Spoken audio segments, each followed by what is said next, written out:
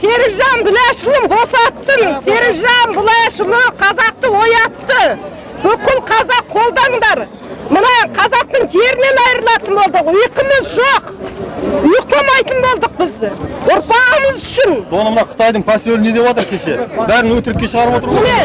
Серікжан Білашұлы Сайрагүл Сауытбай неге азаматтық бере алмайды? Мына масқара, дүние жүзіне масқара болды ғой мына қазақ елі. Қайда мына билік? Билік бүкіл бірігіңдер қазақтары. Барлығы бір қазақ. Андан келген, мындан келген қазақ емес, барлығы бір қазақ, сол бір қазақ.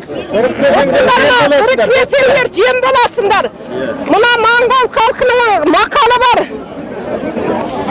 Мына Қытай дейді. Қытайдың саясатына еш уақытта құрық бойламайды дейді. Қытай тіліне бал жалатып қойып, көк желкеңнен найза сұғады деген осындай мақал бар. Сондықтан еш уақытта Қытайдың жылтырағына алданбаңдар. Қытайдың ақшасына алданбаңдар. Намысы бар қазақтар ояныңдар. Әсіресе мына Қазақстанда әйелдер көтерілмесе, мына ерлердің бәрін құртып жатыр. Серікжан Білашұлы неге қамады? Серікжан Білашұлы дүние жүзіне жария қылды. Осы Қытайдың мынау билік қорқады Серікжаннан. Мына қараңыз. Қытайдың саясатын дүние жүзіне әшкерлеген үшін неге қамады? Кім қамап отыр? Бүкіл халық зарлап содан мына биліктен көмек сұрап отыр. Билік не істеп отыр? Қазақ қараңдар, билік не істеп отыр? Міне қараңдар. Қарапайым халықтың қолында түкте жоқ.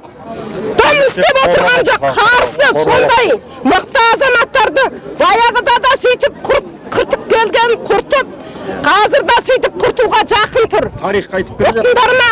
Тарих айланып келе береді. Сондықтан бүкіл жастар ояныңдар, қазақтар ояныңдар.